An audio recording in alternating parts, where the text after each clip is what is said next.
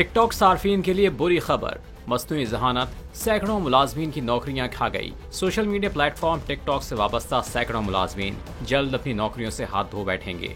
इंतजामिया ने मुलाजमतों में कटौतियों का फैसला कर लिया। गैर मुल्की खबर रसा इदारे की रिपोर्ट के मुताबिक टिकटॉक के तर्जुमान ने अपने एक हालिया बयान में कहा है कि इदारा सैकड़ों मुलाजमतों में कटौती करेगा और इससे मलाइशिया में बड़ी तादाद में मुलाजमीन मुतासर होंगे। इस इक़दाम की वजह बयान करते हुए तर्जुमान का कहना था कि कंपनी अपने मवाद की निगरानी के लिए मसनूई ज़हानत AI के इस्तेमाल की जानिब मुंतकिल हो रही है। तर्जुमान के मुताबिक इदारा मसनूई ज़हानत से तैयार किए जाने वाले मवाद की जानिब तेजी से रवाना है और ये काम आलमी सतह पर किया जा रहा है।